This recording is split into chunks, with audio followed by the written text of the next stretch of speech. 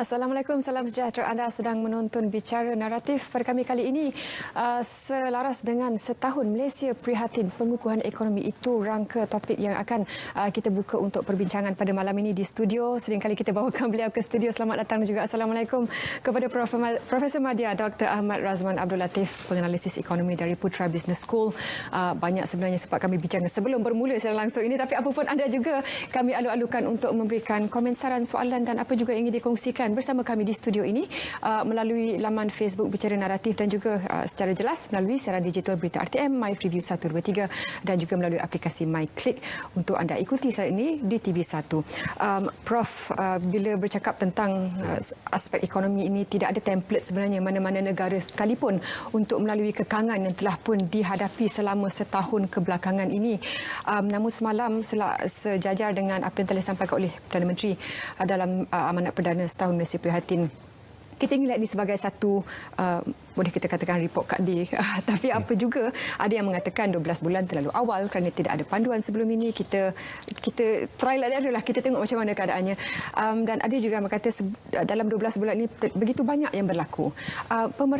Pemerhatian Prof sendiri untuk 12 bulan ini, apa antara key points ataupun perkara yang paling signifikan dari segi terjejasnya ataupun terkesannya ekonomi Malaysia dan bagaimana kita melaluinya sebagai satu negara? Ya, Zaliha, terima kasih.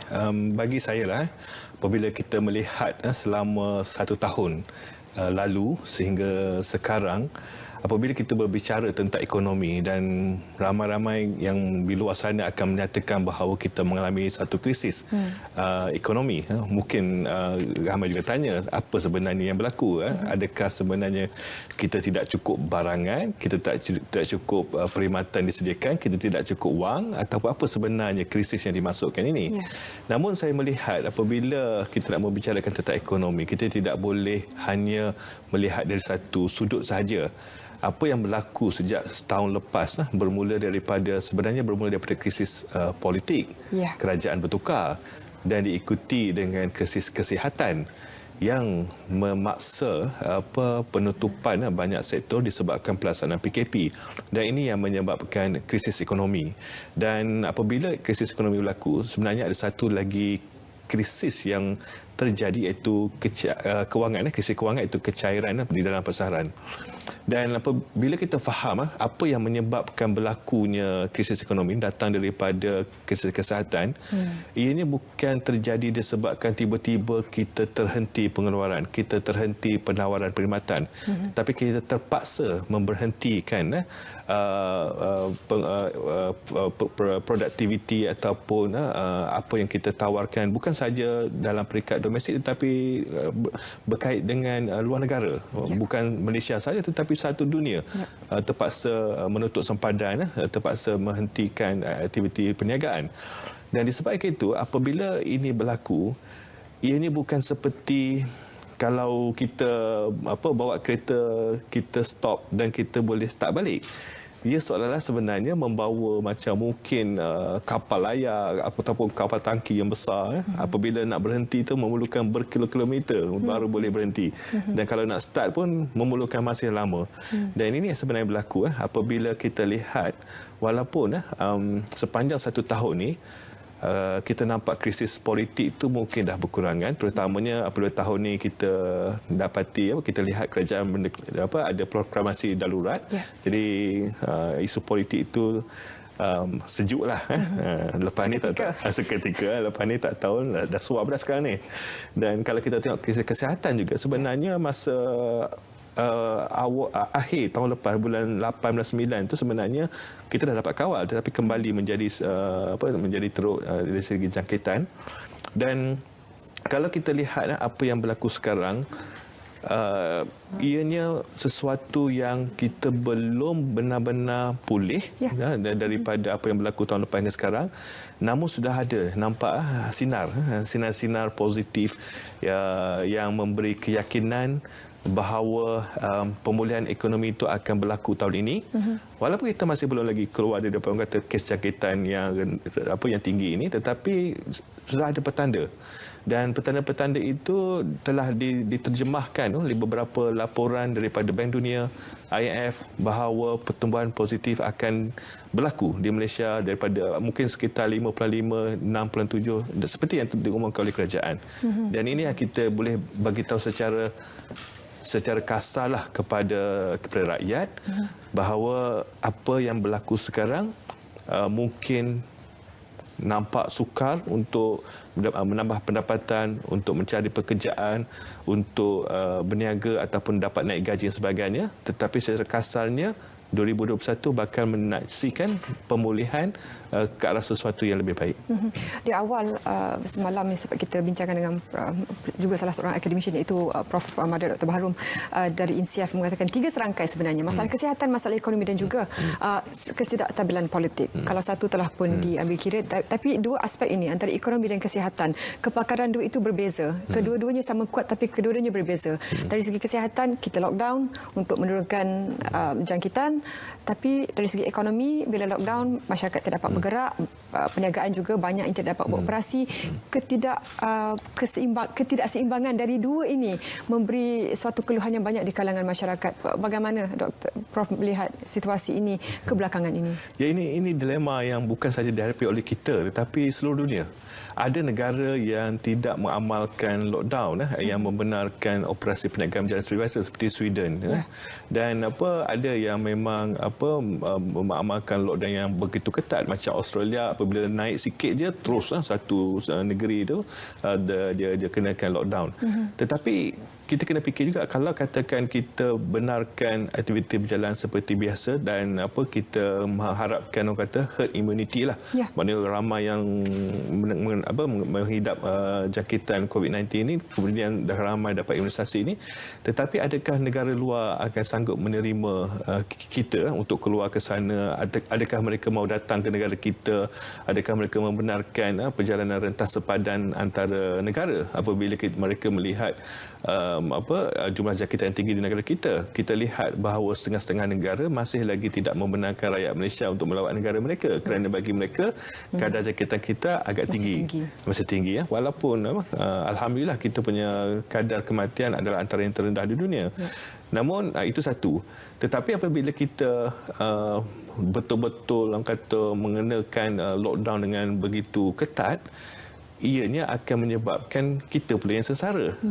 Mungkin di luar sana ada banyak negara sudah mula membenarkan gelombang perjalanan, travel bubble ataupun ingin membolehkan mereka berjalan menggunakan pasport vaksin. Tetapi kita pula yang nak menutup sepanjang kita sehingga benar-benar pulih. Sejauh mana rakyat peniaga akan bertahan? Sekarang ni kita lihat dalam surat khabar sudah banyak bukan saja perniagaan kecil tetapi hotel-hotel yang besar, gedung membeli belah pun kita dah lihat bakal ditutup. Dan kalau kita nak pergi terperincilah satu statistik yang saya tengok daripada Jabatan Perniagaan Malaysia yang merujuk kepada jumlah mereka yang bekerja dan mereka yang kehilangan pekerjaan. Sebenarnya satu yang saya lihat membimbangkanlah, mereka yang kehilangan pekerjaan ini adalah mereka yang bekerja sendiri, yang tidak ada mungkin dia tak ada mencarum KSP, dan dia pekerjaan dia walaupun dia bekerja sendiri mungkin dia menampung satu isi rumah, dan mereka ni sebenarnya banyak kehilangan pekerjaan. Dan implikasi bukan saja kepada individu, kepada isi rumah, kepada komuniti, dan ini yang kita harus beri perhatian kalau kita nak teruskan PKP yang ketat ataupun kita nak mencari orang kata berterusan mencari keseimbangan antara kedua-dua ini. Bercakap tentang status PKP ini, ramai yang menghela nafas lega daripada PKP dibawa ke PKPB. Rentas daerah telah pun dibenarkan di beberapa negeri. Namun situasinya masih lagi angka-angka yang menakutkan. Numbers don't lie, Prof. Nombor ini sukar untuk kita canggah. 27 bilion non-performing loans, NPL ataupun loan yang pinjaman yang tidak dapat dipenuhi, tidak dapat dibayar semula. Apa yang kita boleh ambil daripada angka setinggi ini, dan bagaimana sebenarnya pihak institusi keuangan barangkali boleh cuba mencarikan sesuatu penyelesaian di antara peminjam dan juga pihak bank sendiri? Ya, kalau baca apa media sosial sekarang, bank untung. Masih lagi betul. untung. Betul. Cuma untung kurang lah. Untung kurang. Tapi masih lagi untung kalau lihat apa jumlah keuntungan 9 bank tempatan yang tersenarai di Bursa Malaysia tu, saya ingat lebih kurang masih lagi jumlah terkumpul 31.5 bilion macam tu. Kalau dulu 35 bilion, masih lagi tinggi. Dan jadi disebabkan itu juga rakyat masih kata kenapa tidak diteruskan moratorium. Sebab sebelum ini berlaku isu juga apabila moratorium hanya untuk yang betul-betul terjejas, tetapi selebihnya dilakukan penstrukturan pembayaran, tetapi masih lagi ada elemen faedah ataupun keuntungan yang dikenakan ke atas penstrukturan itu. Dan ramai bertanya kenapa tidak diperkenalkan kembali moratorium. Dan Zaliha sebut pasal NPL tu betul. Kalau kita lihat statistik Disember tahun lepas menunjukkan peningkatan yang tinggi lah untuk mereka yang tidak mampu membayar. Yang itu yang kita harapkan menjadi satu keutamaan oleh kerajaan, kerana kalau seseorang individu itu diisytiharkan muflis disebabkan tidak mampu membayar itu, implikasinya amat besar kepada individu tersebut dan juga kepada negara. Kalau kita lihat mereka-mereka yang muflis bankrupt ni tidak mampu melakukan sesuatu aktiviti itu dengan bebas, malahan kalau nak keluar negara pun perlukan kebenaran. Dan ini kita mahu lihat tidak akan terjadi. Dan mungkin saya lihat apabila institusi kewangan ini telah mula mencatatkan keuntungan yang berbilion tu, bolehlah orang kata difikirkan satu inisiatif yang sesuai untuk membantu mereka yang benar terjejas. Namun di sini ada dilema juga. Kita baru dapat pengumuman KDSP dividen kan, 5.2 untuk untuk konvensional, 49 untuk syariah. Ya, dan KDSP adalah pemegang saham kedua terbesar untuk 7 bank dan juga pemegang saham terbesar untuk salah satu bank tu. Maknanya pemegang saham yang terbesar untuk semua bank-bank ni adalah KDSP. Jadi keuntungan bank tu bila berikan dividen akan pergi ke KSP, dan KSP pula gunakan dividen tu untuk bagi dividen kepada penjarum. Jadi kat situ ada dilema. Kalau bank berterusan diminta lakukan moratorium sampai keuntungan jatuh teruk, kesannya mungkin kepada pencarum KDSP. Tetapi itulah yang saya cakap, mungkin masih lagi ada ruang untuk bank memikirkan mereka yang menghadapi masalah daripada NPL ni, boleh untuk kita harap ada moratorium untuk mereka. Antara life dan livelihood, kehidupan dan juga kesinambungan ataupun untuk meneruskan kehidupan. Kita sambung lagi perbincangan selepas ini. Setahun Malaysia prihatin memperkukuhkan ekonomi, bersama kami dalam Bicara Naratif, kembali selepas ini.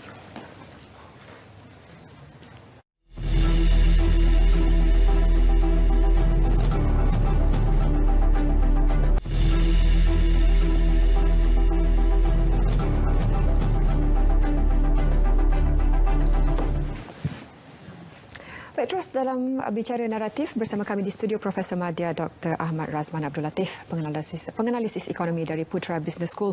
Prof, saya pasti kebelakangan 12 bulan ini fokusnya lebih lagi diberikan kepada memerhatikan bagaimana menyaksikan evolusi perkembangan ekonomi di Malaysia ini dari naik turunnya dan bagaimana usaha dilakukan oleh pihak kerajaan. Sebab kita tahu dari bulan Mei tahun lepas kadar pengangguran adalah 5.3 dan jatuh kepada 40. Namun hakikatnya di Malaysia ini masih lagi satu angka yang tinggi. Sebab biasanya angka pengangguran kita dalam 3.3, 3.5 dan diwujudkan juga inisiatif seperti My Future Jobs dan juga pihak Perkesua juga tampil untuk memberi semula pekerjaan. Tapi situasinya sekarang dalam ruang pekerjaan yang ditawarkan ataupun berapa ramai sekalipun yang memohon untuk ditempatkan di suatu organisasi, siapa sebenarnya yang mengambil pekerja sekarang dalam situasi ekonomi yang agak merudum ini? Who's hiring? Siapa yang mengambil mereka pekerja ini? Ya, apabila kita melihat statistik menganggur, 4.8% kekal November-Disember, tetapi daripada jumlah sebenarnya meningkat. Lebih daripada 700,000 yang menganggur. Dan inilah sebabnya kalau kita lihat dalam Belanjawan 21, ada 3 inisiatif untuk kerajaan mewujudkan pekerjaan yang kerajaan komited lah untuk membelanjakan 3.7 bilion di bawah Penjana Kerjaya dan juga MyStep. Dan dalam semua tu kerajaan berhasrat untuk memastikan 500,000 peluang pekerjaan diwujudkan untuk tahun ini, termasuk juga 50,000 pekerjaan di bawah MyStep yang kerja kontrak sementara tu. Dan kalau kita lihat apabila senario yang berlaku ini, kebanyakan kerja-kerja yang telah mula diwujudkan ini adalah untuk menampung kehilangan pekerjaan sepanjang tahun lepas. Dan kalau ini tahun ini sepatutnya kita lihat pewujudan kerja baru. Dan apabila kita nak berbicara tentang pewujudan kerja baru itu, apa yang kita harapkan adalah pemantauan ataupun pemerhatian yang lebih berkesan dari unit laksana Kementerian Kewangan. Kalau kita lihat setiap minggu mereka melakukan laporan, rasa dah laporan ke 42. Kat situ sebenarnya kita harap lebih ketulusan di mana kerja yang telah berjaya diwujudkan di agensi mana, di industri mana, supaya kita nampak bahawa pemulihan telah berlaku dan majikan ataupun perniagaan sudah mula boleh bernafas dan mula mengambil pekerja baru. Dan sebenarnya saya lihat kalau kita nak orang kata quick win nak pastikan ramai terus mendapat pekerjaan sekarang, situasi yang kita hadapi sekarang memungkinkan untuk melakukan sedemikian rupa. Sebagai contohlah, sekarang ni ada 2 isu penting ataupun aktiviti penting yang kerajaan perlu lakukan. Pertama, contact tracing untuk sebab kita tengok ada banyak sangat kluster nak buat pengesanan mereka itu. Dan kedua adalah untuk membantu frontliner ataupun Kementerian Kesihatan untuk menjalankan vaksinasi, program imunisasi kebangsaan di lebih 660 pusat pemberian vaksin. Jadi bayangkan mereka frontliners kesihatan ni, mereka kena bekerja dekat hospital, kena menjaga mereka yang kena jangkitan. Pada masa yang sama sekarang ni double lah kerja ni, kena bagi pula vaksin. Mereka boleh dibantu. Dan kalau apa salahnya kalau macam MyStep 50,000 pekerja kontrak itu bagi saja kepada graduan ke ataupun mereka tengah mencari pekerjaan ini untuk membantu frontliner ini. Sebab peruntukan kat situ 700 juta untuk menggaji mereka ni untuk mungkin 6 bulan dan sebagainya. Kat situ dah boleh nampaklah kita boleh sediakan satu penyelesaian untuk membantu frontliner ni. Dan bukan saja setakat di bawah kerajaan, pihak swasta, NGO, badan perniagaan dan sebagainya boleh orang kata turut orang kata melakukan CSR lah ataupun mengambil mereka-mereka untuk bekerja ni untuk membantu untuk program imunisasi dan juga contact tracing ni. Ini untuk orang kata quick win lah. Untuk beberapa bulan ni pastikan mereka dapat orang kata memulihkan kadar jangkitan, menurunkan kadar jangkitan yang segera. Dan apabila kadar jangkitan segera dapat dilakukan, ekonomi dapat dibuka. Dan apabila dapat dibuka dengan sepenuhnya, memungkinkan lebih banyak lagi pekerja dapat diambil. Saya tak pasti sama ada sukarelawan yang dicari dalam program MyVac ataupun Malaysian Youth Volunteer Vaccine Mobilisation ataupun dikenal sebagai MyVac. Juga sukarelawan dicari untuk membantu dalam usaha-usaha di PPV atau Pusat Pemberian Vaksin ini. Juga anda boleh mencari QR tersebut, pergi ke laman web KKM untuk melihat sendiri bagaimana anda juga boleh menjadi sebahagian daripada, mungkin juga boleh diberikan imbuhan kepada mereka yang membantu, mungkin bukan dari segi memberi vaksin tapi dari segi admin ataupun pentadbiran logistik di lokasi-lokasi PPV ini.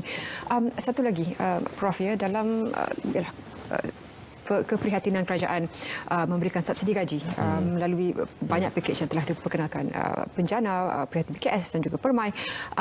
Syarikat itu sendiri masih enggan beroperasi kerana untuk beroperasi mereka memerlukan modal untuk rolling perniagaan mereka, dan staf akan tanya dengan subsidi gaji dia kenapa tak ambil saya bekerja. Walaupun kita tak tahu sebenarnya ada lagi banyak aspek yang berkait bukan saja gaji mereka tapi juga dari segi expenditure untuk syarikat tersebut memberikan beban. Jadi syarikat kata tak payah operate, tunggu sampai habis PKP. Bagaimana ini dapat diperhalusi lagi supaya syarikat boleh beroperasi dan pekerja tidak kehilangan mata pencarian? Ya, betul lah. Kita lihat satu pencapaian lah yang sebenarnya kita boleh puji lah. Apabila laksana umumkan baru-baru ini dari segi program subsidi upah tu memang banyak peruntukan telah rasa lebih 12 bilion lah untuk program subsidi upah tu, dan PSU 2.0 pun saya lihat dah hampir 70% telah diperuntukkan. Dan ini kita patut puji bahawa ini memang amat membantu majikan-majikan untuk membayar gaji pekerja. Namun kita tahu terutama ada beberapa sektor yang walaupun mereka dapat program subsidi upah ni, tetapi mereka masih lagi tidak mampu untuk menjalankan perniagaan mereka dengan normal, dengan biasa, kerana mereka adalah sektor-sektor yang memang tidak boleh dibenarkan beroperasi ataupun walaupun dibenarkan beroperasi tidak mendapat kehadiran pelanggan seperti hospitality, pelancongan, pengangkutan, aviasi dan juga hiburan. Dan disebabkan itu, apabila kita melihat dalam perniagaan, kita tidak nafikan gaji pekerja adalah antara kos utama. Namun bagi mereka yang menyediakan perkhidmatan, mereka menggunakan premis bangunan dan mereka yang jual barangan pun sama juga. Dan premis bangunan ini satu kos utamanya adalah kos sewaan dan juga utility. Kita lihat memang ada diskaun untuk utility rate 10%. Tapi untuk sewaan tu hanya agensi tertentu saja memberi moratorium lah ataupun tu pengurangan mara. Tetapi kalau swasta tidak ada. Jadi mereka tetap harus membayar sewa walaupun tidak ada pendapatan. Dan selain itu kita lihat juga cukai taksiran yang dikenakan oleh pihak berkuasa tempatan juga tidak orang kata diberikan pengecualian. Dan kos-kos ini sebenarnya mungkin satu bulan boleh, tetapi kalau kita lihat PKP ini dah hampir setahun, bayangkan kos-kos yang mereka hadapi ini sewaan lah sebenarnya. Apabila kita lihat ini adalah satu kos yang perlu juga diberi perhatian oleh kerajaan, bukan untuk semua sektor lain macam peruncitan, pemborongan tu tak ada masalah. Tapi kita lihat macam sektor yang saya sebut tadi terkesan kerana rentas sepadan pun tak boleh. Jadi mereka betul-betul terdesak memerlukan bantuan tambahan untuk memastikan mereka masih lagi mampu menampung kos operasi. Dan itu satu, bantuan untuk memastikan mereka menampung kos operasi, tetapi satu lagi bagaimana mereka boleh kembali menjana pendapatan. Diharapkan lepas ni ada PKPB ini, perniagaan mereka akan kembali pulih secara beransur-ansur lah. Malah dalam situasi walaupun diubah daripada PKP ke PKPB, ada lagi beberapa sektor industri yang tidak boleh beroperasi kerana nature ataupun cara industri pergerakan tersebut.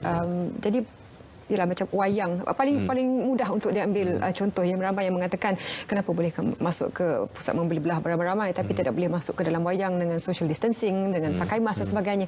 Jadi ada tidak konsisten di situ, dinilai oleh masyarakat yang membuatkan mereka meluahkan perasaan mengapa ini apa yang boleh, apa yang tidak boleh. Namun dalam situasi sebegini, ramai syarikat yang terpanggil untuk membuat langkah alternatif. Tidak boleh ambil pelancongan misalnya, hotel tak boleh ambil tetamu, kita buat F&B. Tapi sejauh mana small step, satu langkah-langkah kecil ini boleh membantu dari segi sustainability ataupun kebolehjangkaan yang panjang untuk syarikat ini terus survive ataupun terus bertahan? Ya, betul. Memanglah kita nampak di surat khabar ataupun di media beberapa perniagaan mempelbagaikan penawaran barangan perkhidmatan mereka semata-mata untuk orang kata survivability lah. Dan tapi itulah, kalau ramai pergi ke F&B ataupun makanan minuman ni, dia akan orang kata crowded, dia akan menyebabkan banyak berlaku persaingan. Tidak semestinya orang kata kita akan dapat menyelesaikan masalah dengan hanya pergi kepada satu sektor lain yang sebenarnya sekarang kita lihat menyebabkan berlaku persaingan yang begitu tinggi. Disebabkan itu, kita juga lihat bukan semua perniagaan boleh mengubah model perniagaan serta-merta. Kita lihat sebagai contohlah AirAsia lah. Dulu dikenali sebagai penerbangan tambah murah. Tetapi sekarang ni AirAsia dianggap sebagai super app yang merangkumi F&B, hiburan, fintech dan sebagainya. Logistik, makanan. Semua benda dia sapu kan. Tapi demi untuk orang kata survivability lah. Tapi itu syarikat besar. Syarikat besar. Dan dia dapat pembiayaan kewangan dari sebab sekarang ni daripada Yayasan Sabah apa beratus juta. Jadi dia boleh buat. Tapi kalau kita tengok perniagaan-perniagaan lain ni, mereka tidak mampu. Macam bila Zahal sebut pasal Panggawayan, dah ada dah Panggawayan tutup. Dan ada Panggawayan dia letak kat luar untuk jual popcorn. Tapi memang tidak mampu kata menampung tu. Jadi saya tengok kat sini penyelesaiannya ialah kata memastikan sektor-sektor ini lebih cepat dibuka, dibenarkan. Dan okey, kebimbangan sekarang ni ialah ada kenyataan kata kita nak tunggu 70 hingga 80% baru kita benarkan rentas 70% dapat vaksinasi kan, baru kita benarkan rentas sempadan negeri dan sebagainya. Namun ada juga kita lihat satu statistik bahawa 10% saja kluster jangkitan ni yang menyebabkan 85% jangkitan secara keseluruhan. Bermaknanya tempat-tempat tertentu saja yang menyebabkan jangkitan yang tinggi seperti mungkin di kilang pekerja asing semua tu. Mungkin kita kalau bolehlah kita tengoklah situasi semasa katakanlah di Terengganu tu memang tak ada pun kan kluster yang menyumbang yang jangkitan tinggi dan di situ banyak resort pelancongan dan sebagainya. Apa salahnya kita benarkan untuk rakyat yang telah mendapat vaksin untuk pergi melancong kat situ, walaupun mungkin belum sampai 70-80% itu. Apa salah kita fikirkan satu mekanisme lah, bukannya pukul rata tetapi bersasar, membenarkan sektor tertentu ni untuk menerima pelanggan lah, walaupun kadar jangkitan di negara kita masih lagi tinggi. Banyak fokus kepada PKS yang diberikan, memandangkan begitu banyak ialah keluhan dan juga kesukaran yang mereka hadapi untuk meneruskan operasi perniagaan. Ada juga tumpuan diberikan kepada mikrokredit, mikro PKS lagi, perniagaan kecil-kecilan, grant dan sebagainya. Tapi dari segi langkah jangka panjang, apa lagi yang boleh diambil sekiranya mereka berjaya layak untuk mendapat bantuan-bantuan sebegini? Step selepas itu, langkah selepas itu untuk memastikan kebolehlansungan mereka untuk kembali menyokong ekonomi domestik. Ya, betul. Setakat hanya memberi geran saja mungkin tidak cukup. Sekarang cukuplah untuk kelangsungan perniagaan mereka untuk jangka masa pendek. Tetapi kita mahu mereka terus berdaya saing, terus menjadi sumber pendapatan untuk mereka dan juga ahli keluarga mereka. Maka disebabkan itulah kalau kita lihat inisiatif kerajaan sekarang ini pun di bawah My Digital, pendigitalan dan juga automasi itu penting. Mungkin bukan untuk semua perniagaan, tetapi jika kita lihatlah tiada sempadan lagi dalam perniagaan sekarang ni. Kalau kita lihat kalau nak jual, kita boleh jual satu dunia. Dan tak semestinya syarikat besar-besar. Individu syarikat kecil pun boleh. Ini saya merujuk kepada bukan yang jual makanan tepi jalan. Tapi kalau mengamalkan satu jenis perkhidmatan, perbuatan yang boleh kita hantar, merentasi sempadan itu, inilah yang harus orang kata diambil oleh peluang oleh SME. Kalau kita lihat, banyak peluang telah diberi oleh pelbagai agensi kerajaan. Saya bagi contoh MDEC yang memang betul-betul mahu memberi peluang kepada peniaga kecil, individu untuk menjana pendapatan atas talian. Dan kita panggil ekonomi gig. Tapi ekonomi gig ni tak semestinya bawa motor hantar makanan. Ekonomi gig ni merangkumi kalau kita ada bakat dari segi desain ataupun reka bentuk, peratus caraan, perundingan, mungkin menulis karya dan sebagainya, dan semua ni boleh dipasarkan bukan saja di negara kita tetapi di luar, dan platform tu telah ada. Projek bisnes lah. Yang pentingnya kemahuan dan juga mencari peluang. Kita kena tahu kat mana kita nak dapatkan bantuan, inisiatif, geran dan sebagainya, dan kita ceburi dengan bersungguh bidang ini. Kita sambung lagi selepas ini bersama Prof. Madya Dr. Ahmad Razman dalam Bicara Naratif. Anda juga kami persilakan untuk menghantar sebarang sarana ataupun pengalaman sendiri. Apa antara manfaat yang telah pun anda terima dari pakej yang telah pun diperkenalkan oleh pihak kerajaan. Kita kembali selepas ini, jangan ke mana-mana.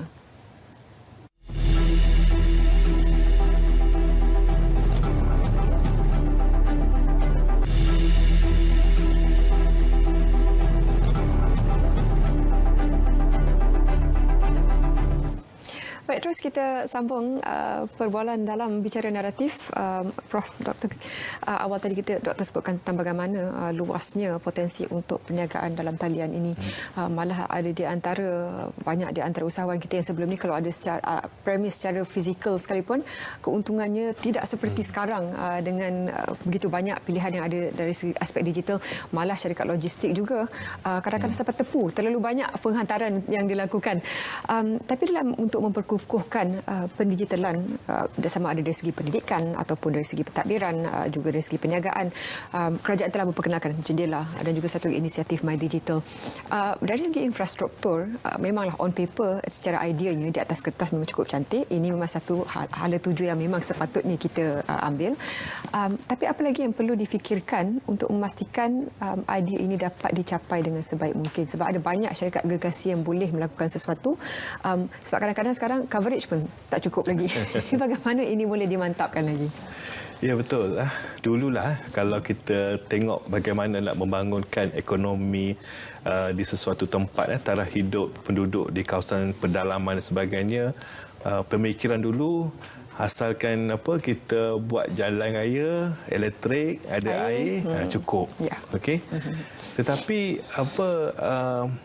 kita tidak boleh melupakan satu lagi utility yang penting, iaitu internet atas talian ni. Kerana apa? Kalau ada jalan raya, air dan elektrik pun, kalau kita boleh kata kita boleh berhubung dengan telefon dan sebagainya. Tetapi telefon ni dia terhad dari segi hanya komunikasi, dan talian internet membolehkan kita melakukan banyak pelbagai aktiviti lah dan sebagainya, dan kita boleh melakukan perniagaan atas talian itu, dan jalan itu digunakan untuk menghantar barangan keluar.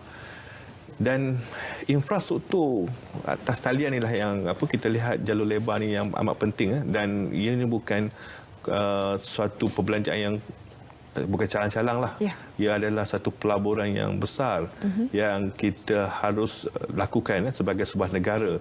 Dan inisiatif 5G yang kerajaan mahu laksanakan itu memang kita alu-alukan. Kita bukannya negara di dalam Asia Tenggara ni yang mempunyai capaian internet yang terhebat. Okey, kadang-kadang kita nampak ada lagi potensi yang kita boleh capai untuk memastikan bukan saja capaian itu semua orang dapat, tetapi cukup lajulah. Okey, cukup laju untuk melakukan pelbagai aktiviti transaksi. Dan satu lagi, bukan setakat infrastruktur kena ada, mudah untuk mencapai internet, tetapi kos. Ya. Kita lihat baru-baru ini apabila sepanjang PKP ini, anak-anak kita kena belajar kat dalam kat rumah lah, kena guna komputer ataupun phone, gadget dan sebagainya. Tetapi yang mungkin duduk di bandar mungkin mereka tak terkesan sangat, tapi mereka di luar bandar ni nak bayar pelan data dan sebagainya. Kos internet itu pun satu satu beban. Yang bandar pun mengeluh tak, Prof? Oh, iya. Kalau ada 4-5 orang dalam satu rumah betul. 5 gadget nak dikongsikan. Betul. Saya anak 5 pun boleh katalah masa nak kontrol semua tu pun memang susah. Jadi beban kos bukan saja infra, capaian, malahan peranti pun, peranti dan juga pelan data itu, kos utility itu ada satu yang kita kena fikirkan. Dan memang nak mengharapkan kerajaan semata-mata susahlah. Okey, kita tahu kekangan dari segi hasil dan perbelanjaan kerajaan itu kena diberikan kepada yang utamalah. Dan disebabkan itu saya melihat juga ini adalah peluanglah untuk pelbagai agensi swasta dan sebagainya untuk memainkan peranan, kalau boleh CSR. Kita lihat ramai telah membantu. Dan saya pun lihat di dalam kawasan komuniti saya banyak individu yang mengambil inisiatif membekalkan pelbagai bantuan dari segi peranti, dari segi sumbangan untuk mendapatkan capaian itu. Tetapi kita tak nak juga tengok ni sebagai ad hoc lah. Kita nak tengok ada satu pelan yang berterusan, satu dasar yang membolehkan bahawa bukan sahaja kita dapat menikmati capaian internet dengan mudah dan pantas, tetapi juga orang kata affordable lah, boleh dinikmati oleh semua dengan murah. Juga barangkali kerajaan boleh memperkuatkan lagi penguatkuasaan, sebab sebaik sahaja pasaran melihat keperluan gadget itu terlalu banyak, ramai yang mengeluh harga itu juga tiba-tiba lebih signifikan tinggi berbanding harga biasa. Ya, supply and demand, permintaan dan penawaran. Tetapi itulah, bila sekolah mula dibenarkan kembali dibuka, tiba-tiba mereka yang baru beli peranti pelandatan sebagainya tengok dah tak perlu sebab dah boleh pergi sekolah. Tapi saya melihat kat sini, apabila berlaku situasi sebagainya rupa pada awal tahun lepas hingga sekarang, ramai juga menyatakan bahawa kita telah mengadaptasi ataupun mengadopt digitalisation ni cepat beberapa tahun. Sebelum ni perniagaan tak pernah guna atas telan, dah guna khidmat hantaran sebagainya. Sebelum ni anak kita tak pernah guna pembelajaran secara atas telan, dah guna.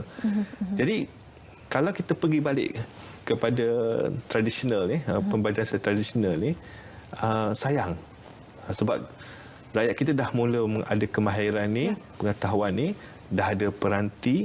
Jadi apa yang penting sekarang adalah untuk menambah baik. Boleh tak selepas ni pembelajaran itu bukan sahaja orang kata secara fizikal, face to face, tetapi jadi hybrid lah, menggabungkan teknologi untuk membolehkan anak-anak kita menjadi orang kata lebih orang kata berdaya saing lah. Okey, dan itu yang kita harapkan lah. Tidak terus orang kata tinggalkan semua ni, tetapi membuat satu kaedah pembelajaran ala barulah. Dan ini juga dalam tempoh setahun ini juga banyak sebenarnya dilakukan oleh kerajaan untuk memberikan sedikit kelegaan kepada masyarakat. Antara juga perlu sebenarnya kita bincangkan sedikit walaupun tidak tentang iSinar ni dan bagaimana boleh diperhalusi lagi. Tapi kita berehat seketika, kembali selepas ini dalam Bicara Naratif. Jangan ke mana-mana.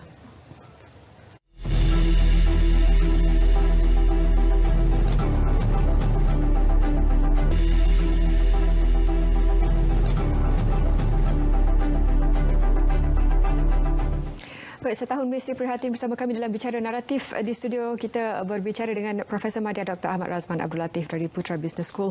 Prof, di hujung-hujung perbincangan siaran kita pada kali ini, Prof, semalam telah pun diumumkan bayaran untuk iSinar akan bermula. Dan ini juga menimbulkan banyak lagi persoalan. Ramai yang mengatakan mengapa perlu mengambil. Tapi inilah juga avenue, satu lagi platform yang ada untuk kelangsungan bagi mereka yang membuat permohonan tersebut. Tapi ada juga yang menyuarakan bila mana nak sampai ke amount 10,000 tu punyalah lama. Dan apakah plan seterusnya bila tiba waktu persaraan nanti ingin mengeluarkan kembali jumlah tersebut? Dapatkah kembali recover balik 10,000 yang diambil tu? Ya, apabila kita lihat kerajaan membenarkan KSP untuk melaksanakan program iSinar lah, iaitu pencara boleh keluar tu untuk orang kata menampung lah ataupun membayar komitmen hutang dan sebagainya. Sebenarnya saya harap kerajaan tolong, tapi kerajaan dah tolong banyak. Jadi kali ini kerajaan kata okey, tak apalah, guna duit sendiri dulu untuk tetapi betul lah macam Zaliha kata, sayang kalau kita dah banyak menyimpan. Sepatutnya KSP ini untuk hari persaraan kita kan nanti tak cukup. Dan tapi mana nak cari lagi? Sebab statistik pun dah tunjuk 54% daripada mereka yang berumur 54 tahun mempunyai simpanan kurang daripada 50,000. Jadi bila setahun lagi nak bersara, KSP menjangkakan kita ni nak hidup sampai 75, 20 tahun lagi. Itu orang kata jangka hayat penduduk Malaysia. So 20 tahun kalau nak hidup dengan selesa 1,000 sebulan memerlukan 240,000. Kalau nak 2,000 sebulan hampir setengah juta simpanan. Tapi majoriti simpanan kurang daripada 100,000. Kalau kurang daripada 50,000, kalau dah keluar 10,000 tu maknanya amat sikit. Jadi tapi itulah dilemanya. Dia kata tapi dah tak ada siapa nak tolong. Belum tentu sampai umur 75, jadi guna sekarang. Jadi saya melihat kat sini, sebenarnya mungkin memanglah mereka yang betul-betul terdesak tu memang kita patutlah benarkan mereka ambil duit itu untuk gunakan tu. Dan kalau mereka yang nak gunakan untuk maksud lain tu pun itu hak mereka lah. Okey. Namun kesedaran tentang persediaan hari tua itu penting. Kita lihat KRSP tak pernah mengecewakan dari segi dividen. Saya dah tengok purata, kalau tengok purata dividen KRSP ni selama 20 tahun, kalau purata ni sama lagi, 10,000 tu kalau kita simpan selama 20 tahun akan meningkat jadi 28,000. Dia compounded. 10,000 tu naik 28,000. Bayangkan kalau kita ada banyak daripada itu. Dan itu yang kita tidak mahu mereka ni kehilangan lah. Okey. Oleh itu, sebenarnya mungkin kita boleh fikirkan satu lagi mekanisme lah. Mereka yang betul-benar terkesan ini, mereka terpaksa keluarkan kerana terpaksa. Apa yang KRSP buat sekarang ni ialah kalau mereka kembali mencarum, dia masuk terus ke akaun 1, dia tak pergi ke akaun 2. Lepas tu dah top up balik baru pergi ke akaun 2. Tapi mereka tentu memerlukan bantuan juga bawa ke akaun 2 tu. Mungkin kita boleh tengok seperti apa yang dilakukan oleh kerajaan Singapura. Kerajaan Singapura mengadakan satu inisiatif ni, iaitu apabila dia top up siapa-siapa top upkan dia punya tu, government akan match dollar to dollar. Jadi katakanlah walaupun duit kita dah kurang, tapi kita mengambil keputusan untuk top up dengan lebih tinggi. Jadi kerajaan pun akan matchkan juga untuk menggandakan supaya cepat caruman kita kembali kepada asal. Dan juga kita boleh gunakan alternatif inisiatif ini untuk mereka yang bekerja sendiri. Kita tahu orang yang bekerja sendiri sekarang ni dia orang tak mencarum, walaupun mereka boleh mencarum. Boleh mencarum sendiri. Boleh mencarum, tapi masalahnya majoriti mereka tidak. Kita nak menggalakkan mereka menyimpan untuk hari tua. Dan kita kata okey, kalau mereka mencarum dalam KRSP, kerajaan pun top up juga supaya sama. Ataupun siapa-siapa top up tak apa, macam anak nak top up untuk bapak dia. Okey, dia tengok bapak dia keluarkan 10,000 tu, anak dia bekerja tak ada masalah. Tak apalah, saya top upkan kat situ. Bila saya top up kat situ, kamu pun tolong juga top upkan. Ini mekanisme yang kita harap adalah selepas ini. Jadi mereka yang betul-betul terkesan yang bawah kategori 1 tu, yang pendapatan jatuh 30 lebih daripada 30% tu, memang betul-betul memerlukannya. Yang kategori 1 tu lah, kalau kerajaan kata tak nak top up untuk semualah, fokus kat kategori 1 tu dulu. Yang kategori 2 tu mungkin dia ada benda lain nak buat kan duit tu, tapi yang betul-betul terdesak tu, wujudkan satu mekanisme untuk top upkan balik dia punya caruman tu. Tak mengharapkan kepada pencarum sajalah. Apabila kerajaan dah okeylah, dah ada duit dah. Sebab kerajaan dalam situasi yang agak rumit juga sebenarnya bila tidak pada awalnya tidak diberikan mereka mengeluarkan. Ada yang kata ini duit saya, kenapa saya tak boleh keluar? Tapi bila dah keluar, ada juga yang bersuara nanti dah ambil ni, duit kemudian datang dari mana? Jadi itu antara idea yang boleh diberikan. Satu lagi Prof, dalam usaha untuk memperkukuhkan ekonomi, dari pemulihan untuk dikukuhkan dengan sinar harapan yang dibawakan dengan kemasukan vaksin ini, dan dengan diharapkan imuniti kumpulan dapat dicapai 75-80% dapat kembali kepada seperti biasa. Masih lagi wujud golongan yang masih ragu-ragu tentang keberkesanan vaksin, keselamatan vaksin. Jadi ini tidak juga memberikan satu situasi yang agak rumit untuk mencapai objektif tersebut. Pandangan Prof bagaimana? Ya, Perdana Menteri kita dah cucuk. Dah masuk ofis balik. Dah ofis balik. Okey kan. Jadi sepatutnya dah patut meyakinkanlah. Namun kita tengok mereka yang telah berdaftar tu mungkin baru 1 juta kan, baru 1 juta. Sebenarnya kita kena fikirkan ini sebagai tanggungjawab bukan sahaja terhadap diri kita, kepada keluarga kita, tetapi juga kepada negara. Sebab kalau kita semua mendaftar dan mengambil vaksin itu, kita akan dapat melandaikan keluk jangkitan itu dengan segera. Dalam kajian yang terkini pun dah tunjuk ada satu negara ni apabila melaksanakan vaksin kepada 600,000 penduduk je, kadar jangkitan ni jatuh lebih daripada 94% kan. Dan terbukti kalau jatuh dengan mendadak, maka kita dah boleh buka sektor, kita boleh benarkan semua berjalan dengan biasa, dan ini akan memastikan ekonomi pulih, ramai akan mendapat manfaat daripada situ.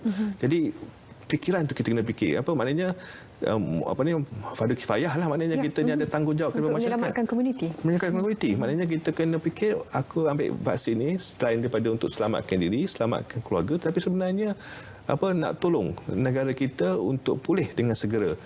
Dan kita pun kena peringatkanlah. Saya ni sekarang bila setiap kali jumpa siapa-siapa, dah register vaksin belum? Saya lihat dah register. Dah dalam Badan Sejahtera dah kemas kini dah. Dalam Badan Sejahtera. Tunggu giliran je. Tunggu giliran je. Jadi itu yang kita patut buatlah sama kita. Galakkan, peringatkan semua untuk segera jalankan tanggungjawab ini. Bukan ajak pergi berperang pun, kan? Jumpa nurse kan? Untuk nurse. Okey, jadi itulah saya harapkanlah inilah masa untuk kita betul-betul kita bantu kita lah dalam dengan mendaftar untuk vaksinasi ni. Berbalik pada statistik Prof, soalan terakhir kami dari Prof juga sedikit kesimpulan dari Prof juga kami ingin dengarkan, bila mana walaupun IMF telah memberikan angka yang agak positif menunjukkan bagaimana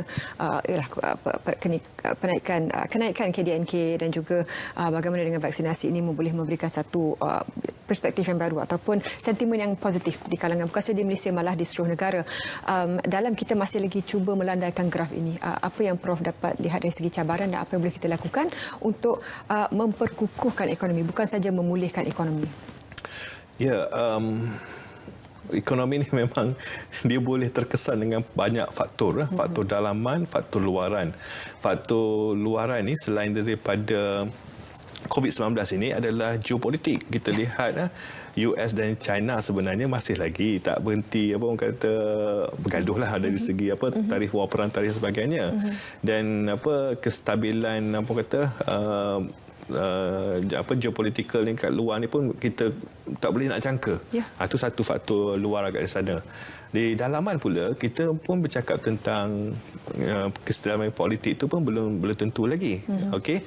Dan apa yang saya lihat juga selain daripada itu, tahun lepas kita dah menandatangani RCEP, APEC dan sebagainya, kita sepatutnya akan membuka sempadan kita untuk lebih senang untuk berdagang, melabur dan sebagainya. Green lane dan sekitar laluan hijau dan sebagainya.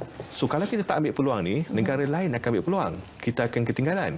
Kita dah nampak dari segi FDI, ada negara lain telah berjaya menarik pelaburan pelbagai syarikat gergasi untuk melabur di negara mereka.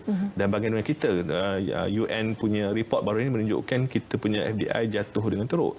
Dan sebenarnya tahun ini sebenarnya peluang yang besar kerana kita akan melaksanakan rancangan Malaysia ke-12 untuk mencapai wawasan kemakmuran bersama 2030 itu.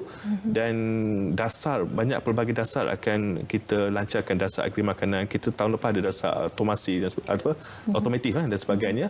Dan disebabkan itu saya lihat bukan masa untuk duduk selesa lah, walaupun kita akan memerangi COVID-19 dengan vaksinasi ini, tetapi pada masa yang sama tahun ini juga adalah tahun untuk mengambil peluang globalisasi, digitalisasi, mencipta menambah ekonomi digital yang baru yang akan bakal menyumbang lebih banyak lagi kepada KDNK. Dan peluang-peluang inilah yang kita patut ambil, dan jika kita lakukan sedemikian rupa, maka inilah faktor-faktor positif yang boleh membantu menjana semula ekonomi kita ke arah kita menjadi negara berpendapatan tinggi. Baik, terima kasih Prof kerana sudi bersama kami untuk kali ini dalam Bicara Naratif Setahun Malaysia Prihatin Memperkukuh Ekonomi. Dan untuk anda juga, terima kasih telah mengikuti siaran kami. Boleh terus lihat ulang siar program ini melalui aplikasi MyClick. Dan bagi pihak penerbit kami, Nur Adel dan Nasharuddin dan semua kru Bicara Naratif, terima kasih kerana menonton dan teruskan menonton TV1 untuk lebih banyak program hebat. Assalamualaikum.